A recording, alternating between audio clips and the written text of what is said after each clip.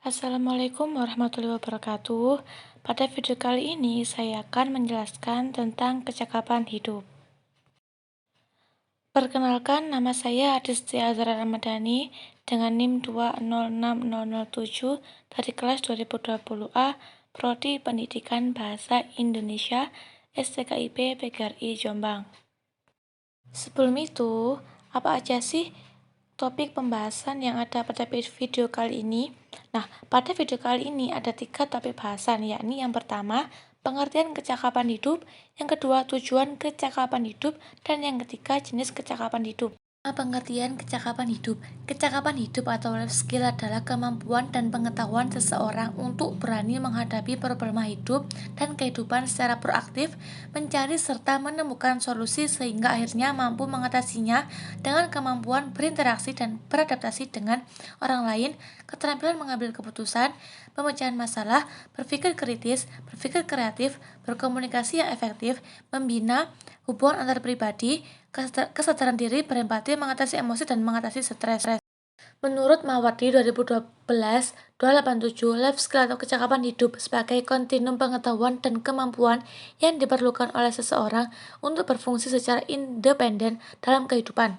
Menurut UU RI nomor 20 tahun 2003 tentang Sistem Pendidikan Nasional, pendidikan kecakapan hidup atau life skill adalah pendidikan yang memberikan kecakapan personal, kecakapan sosial, dan kecakapan intelektual, dan juga kecakapan vokasional untuk bekerja atau usaha mandiri.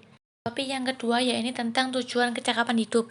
Tujuan pendidikan kecakapan hidup adalah untuk memberikan pengalaman belajar yang berarti bagi peserta didik yang sesuai dengan apa yang dibutuhkan di dalam kehidupan sehari-hari, seperti proses sosial, fungsi sosial, serta masalah-masalah kehidupan. Tim Broad-Based Education Dapdiknas 2002 membagi tujuan pendidikan kecakapan hidup ke dalam 2 tujuan, yakni tujuan umum dan tujuan khusus, yaitu tujuan umum yang pertama yaitu mengaktualisasikan potensi peserta didik sehingga dapat digunakan untuk memecahkan problema yang dihadapi. 2. Memberikan kesempatan kepada sekolah untuk mengembangkan pembelajaran yang fleksibel sesuai prinsip pendidikan yang berbasis luas atau broad-based education. Yang ketiga, mengoptimalkan pemanfaatan sumber daya yang ada di masyarakat sesuai dengan prinsip manajemen berbasis sekolah atau school-based management. Selanjutnya yakni tujuan khusus. Yang pertama, memberdayakan aset kualitas batiniah, sikap dan perbuatan lahiriah peserta didik melalui pengenalan atau logos, penghayatan atau letos, dan pengalaman atau patos, nilai-nilai kehidupan sehari-hari sehingga dapat digunakan untuk menjaga kelangsungan hidup dan pengembangannya. Tujuan khusus yang kedua yakni memberikan wawasan yang luas tentang perkembangan karir yang dimulai dari perkembangan diri, eksplorasi karir, orientasi karir, dan penyiapan karir. Ketiga, memberikan bekal dasar dan latihan-latihan yang dilakukan secara benar mengenai nilai-nilai kehidupan sehari-hari yang dapat memampukan peserta didik untuk berfungsi menghadapi kehidupan masa depan yang syarat kompetisi dan kolaborasi sekaligus. Tujuan yang keempat yakni mengoptimalkan pemanfaatan sumber daya sekolah melalui pendekatan manajemen berbasis sekolah, partisipasi stakeholders, dan fleksibilitas pengelolaan sumber daya sekolah. Dan yang kelima, memfasilitasi peserta didik dalam memecahkan masalah kehidupan yang dialaminya sehari-hari. Topik selanjutnya yakni jenis kecakapan hidup.